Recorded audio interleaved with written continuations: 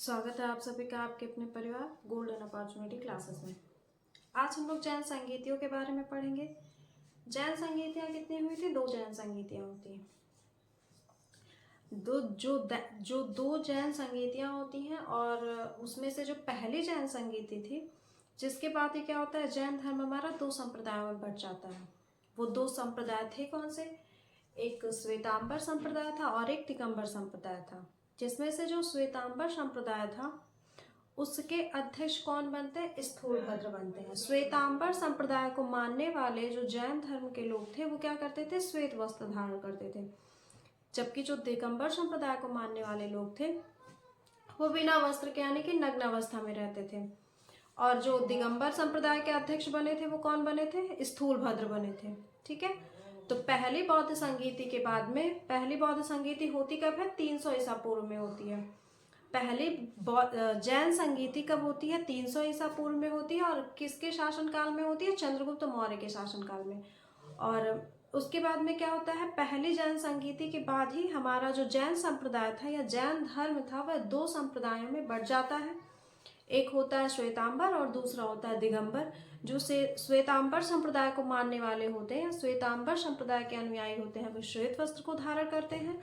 और जो अपना अध्यक्ष किसको मानते हैं? स्थूलभद्र को मानते हैं।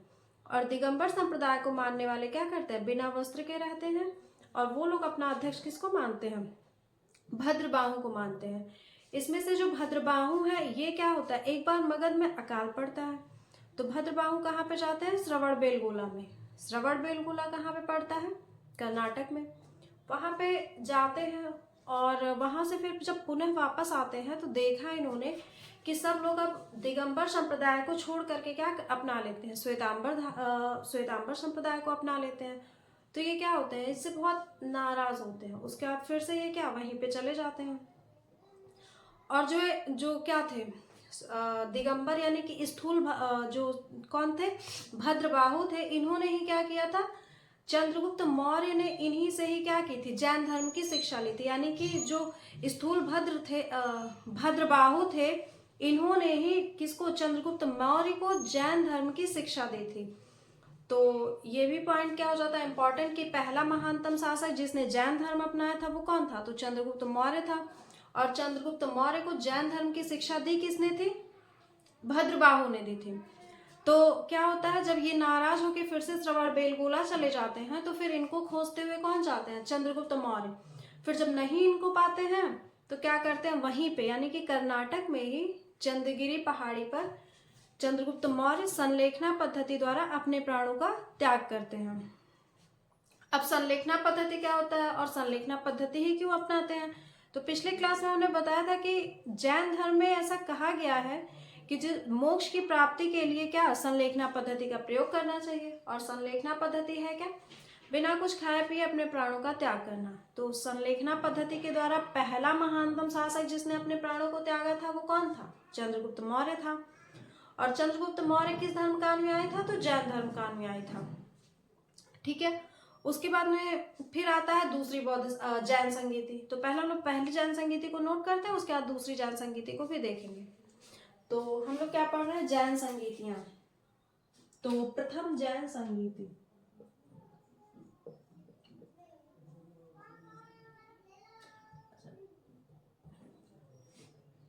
प्रथम जैन संगीत यानी कि कब, ये कौन से नंबर का है? पहला है। कब हुआ था? यानी कि सन। तो 300 ईसा पूर्व में हुआ था। और कहाँ पे होता है? कुसुमपुर में होता है। यानी कि स्थान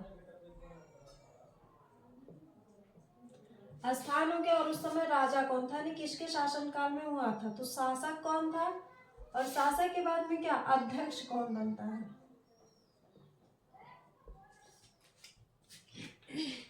तो जो पहली बौद्ध संगीति थी वो हुई कब थी? 300 ईसा पूर्व में हुई थी। कहाँ पे हुई थी? कुसुमपुर में।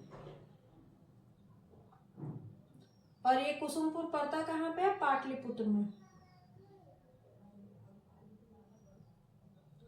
शासक कौन था? चंद्रगुप्त मौर्य था।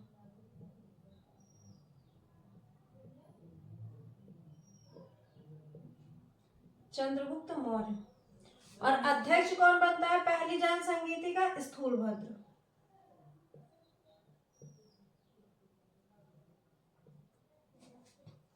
ठीक है। उसके बाद में हम लोग देखते हैं दूसरी जैन संगीति। दूसरी जैन संगीति होती कब है? 512 या इसके लिए दो डेटें देखी जाती है, 512 या 540 ईसा पूर्व। और ये होता कहाँ पे है? जो दूसरी जैन संगीति होती है वो कहाँ पे होती है? हमारी वल्लभी में, वल्लभी में होती है। और किसके शासनकाल में होती है? ध्रुवसेन प्रथम, ध्रुवसेन प्रथम के शासनकाल में होती है। और इसका अध्यक्ष किसको बनाया गया था? देवाश्री क्षमा श्रमण।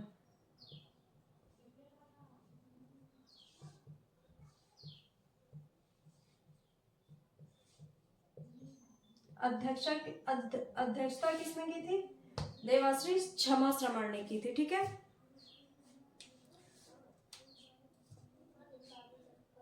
उसके बाद में हम लोग क्या देखते हैं यहाँ पे पॉइंट्स को। ये क्या हो गई? दोनों जैन संगीतियां हो गई। ठीक है, पहली जैन संगीति और दूसरी जैन संगीति। उसके बाद हम लोग यहाँ पे क्या पॉइंट को देखेंगे कि पहली जैन संगीति के बाद में जो सबसे पहला कार्य हुआ था वो क्या? कि हमारा जो जैन धर्म था वो दो संप्रदायों में बट गया था। ठीक है, तो यहाँ पे इस पॉइंट्स को हम नोट करेंगे कि पहली जैन संगीति के बाद, प्रथम जैन संगीति के बाद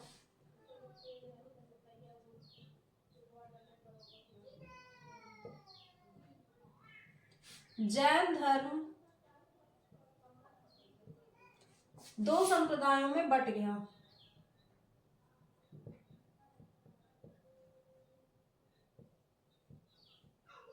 दो संप्रदायों में बट गया। और वो दो संप्रदाय थे कौन से? पहला श्वेतांबर और दूसरा कौन था? दिगंबर। जिसमें से जो श्वेतांबर की मतलब श्वेतांबर शाखा का जो अध्यक्ष बनाया गया वो किसको बनाया गया? यही जिसने पहली जैन संगीति की अध्यक्षता की थी, यानी कि स्थूलभद्र को, स्थूलभद्र। और दिगंबर के जो अध्यक्ष बनाया गया वो किनको बनाया गया? भद्रबाहु को बनाया गया। श्वेतांबर जो शाखा को मानने वाले थे वो लोग क्या करते थे? श्वेत वस्त्र धारण करते थे।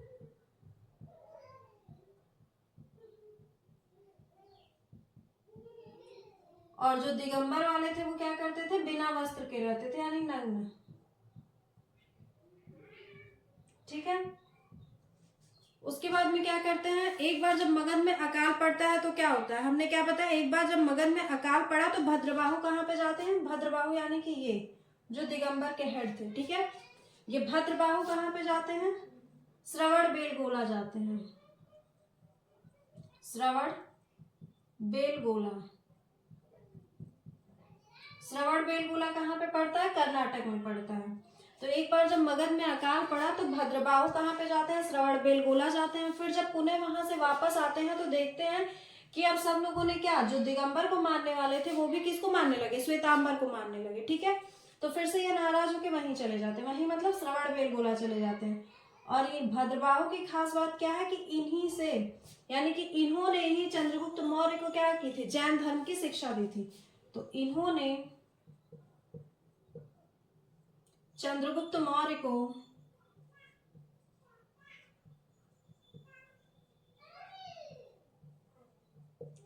जैन धर्म की शिक्षा दी थी।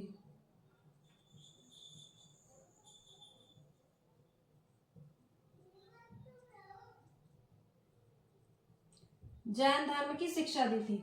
उसके बाद जब भद्रबाहु श्रवण बेलगोला जाते हैं तो उनको खोजते हुए कौन जाते हैं? चंद्रगुप्त मौर्य भी जाते हैं। भाई इनके गुरु थे ये, बस शिक्षा दे रहे हैं तो गुरु तो वही हुए। तो उनको भी खोजते हुए कहाँ जाते हैं? चंद्रगुप्त मौर्य भी कहाँ पे जाते हैं? कर्नाटक जाते हैं। ठीक है, चंद्रगुप्त मौर्य कहाँ जाते हैं? कर्नाटक। और उसके बाद में जब वहां पे इनको नहीं पाते हैं, किनको? भद्रबाहु को, तो ये क्या करते हैं? वहीं कर्नाटक में ही, कर्नाटक में जो चंद्रगिरी की पहाड़ी है, कर्नाटक में चंद्रगिरी की पहाड़ी पर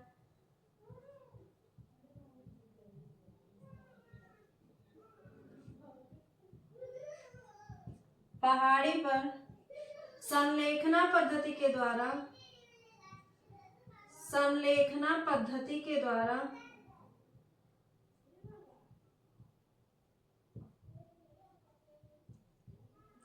अपने प्राणों का त्याग किया। किन्होंने? चंद्रगुप्त मौर्य ने।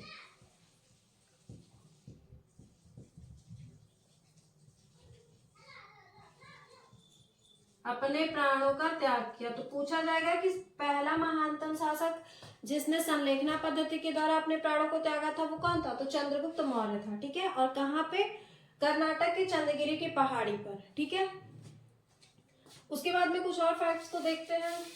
जैसे जो जैन धर्म से संबंधित एक पुस्तक है, क्या नाम है उसका? भगवती सूत्र। ठीक है, भद्रबाहु ने ही भगवती सूत्र की क्या की थी? रचना की थी। तो यहाँ पे लिखेंगे नेक्स्ट पॉइंट कि भद्रबाहु ने ही भगवती सूत्र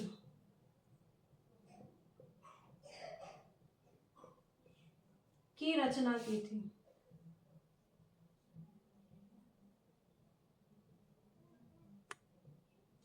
भद्रबाहु ने ही भगवती सूत्र की रचना की थी। अब भगवती सूत्र की खास बात क्या है कि ये जैन धर्म से संबंधित एक पुस्तक है। जब हम 16 महाजनपद पढ़ा रहे थे तो वहां पे 16 महाजनपदों की जानकारी का स्रोत बताए थे, जिसमें से एक स्रोत क्या था? भगवती सूत्र भी था।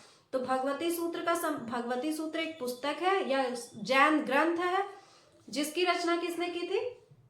भद्रबाहु ने की थी, और इससे 16 महाजनपदों की जानकारी मिलती है। ठीक है, वहां पे हमने अंगुत्तर निकाय को भी बताया था। अंगुत्तर निकाय जो कि क्या सबसे प्रामाणिक जानकारी देता है, तो उसको भी क्या करेंगे यहाँ पे नोट करेंगे। क्या यहाँ पे भगवती सूत्र से ही लिख लेते हैं यहाँ पे भी कि इससे 16 महाजनपदों की जानकारी मिलती है। वहां पे भी इसको हमने लिखवाया है, इससे 16 महाजनपदों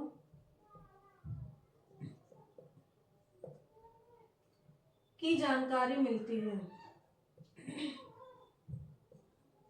किससे? भगवती सूत्र से। ठीक है, उसके बाद क्या देखते हैं? एक पुस्तक है सुत्त पिटक। सुत्त पिटक जब हम बौद्ध धर्म पढ़ा रहे थे तो वहां पे बताए थे सुत्त पिटक, अधिधम्म पिटक और विनय पिटक, इन सबको मिला के क्या बनता है हमारा? त्रिपिटक, जो कि क्या है? एक बौद्ध ग्रंथ है, जो कि बौद्ध ग्रंथ सबसे इंपॉर्टेंट है। ठीक है, तो सुत्त पिटक के अंगुत्तर निकाय में, यानी कि अंगुत्तर निकाय किसका हिस्सा है? सुत्त पिटक का हिस्सा है। तो सुत्त पिटक के अंगुत्तर निकाय से 16 महाजनपद की जानकारी मिलती है। 16 महाजनपद की जानकारी मिलती है।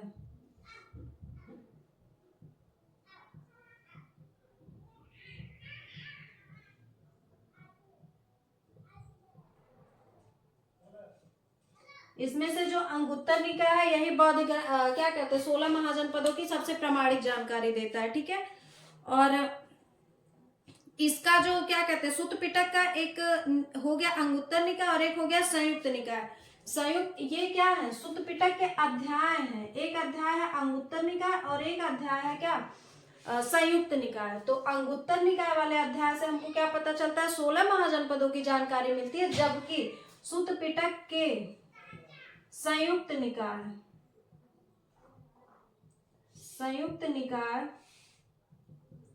अध्याय से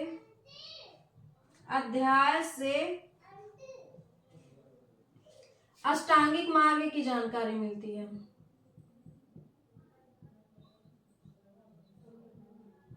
अष्टांगिक मार्ग की जानकारी मिलती है।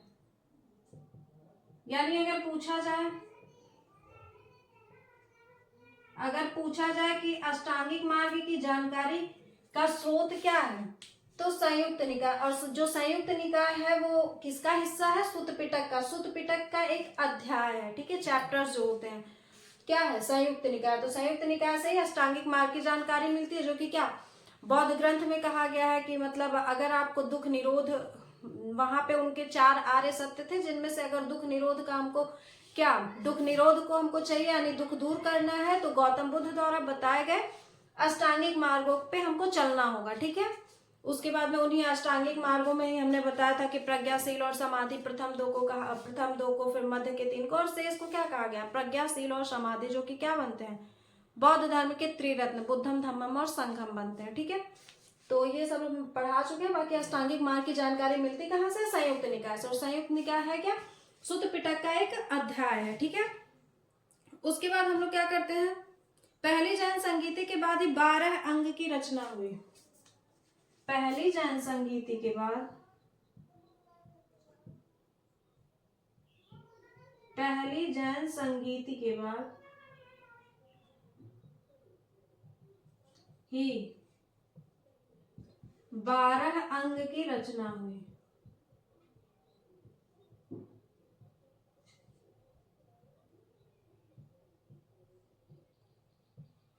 अब ये 12 अंग क्या है? जैन ग्रंथ है, ठीक है। 12 अंग की रचना हुई जो कि एक जैन ग्रंथ है।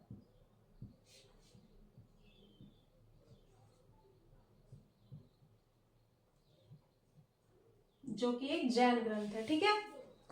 उसके बाद देखते हैं हम लोग क्या दूसरी बौद्ध संगीत दूसरी जैन संगीति के बाद में क्या होता है, ठीक है। दूसरी जैन संगीति के बाद में हमारा आदम ग्रंथ की रचना होती है। पहली जैन संगीति के बाद में जिस एक ग्रंथ की रचना हुई वो क्या था हमारा 12 अंग। ये क्या है? एक जैन ग्रंथ है।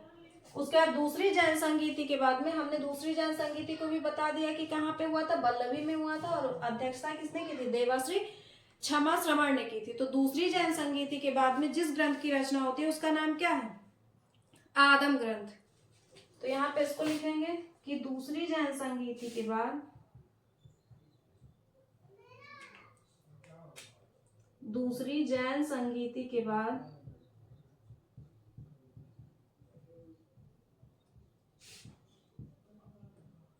आदम ग्रंथ की रचना हुई।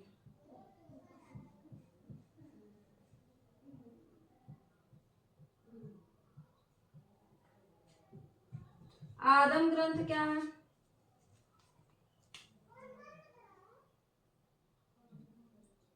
जैन धर्म का सबसे प्राचीनतम ग्रंथ है, ठीक है। जैन धर्म की इसको भी यहाँ पे लिखेंगे कि यह क्या है? जैन धर्म का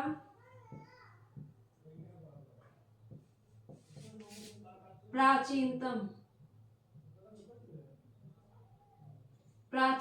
भी है और प्रसिद्ध भी है। सबसे प्रसिद्ध ग्रंथ भी क्या है? आदम ग्रंथ भी है। आदम ग्रंथ ही है।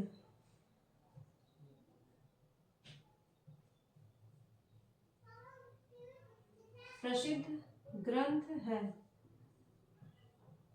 तो जैन धर्म का सबसे प्राचीनतम ग्रंथ अगर कहा जाए तो भी आदम ग्रंथ, और जैन धर्म का क्या सबसे प्रसिद्ध ग्रंथ पूछा जाए तो वो भी क्या है? आदम ग्रंथ ही है, ठीक है। यानी कि आदम ग्रंथ की रचना को होती कब है? दूसरी जैन संगीति के बाद होती है, ठीक है।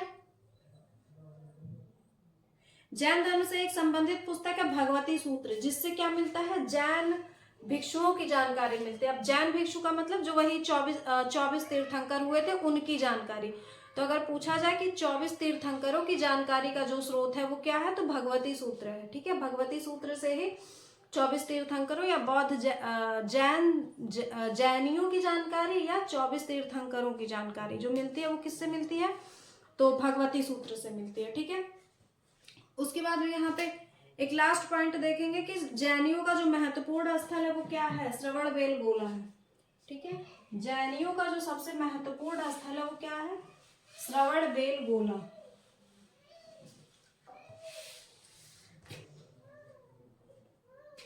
जैनियों का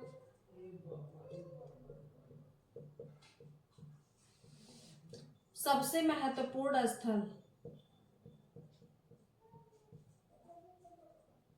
क्या है? श्रवणबेलगोला।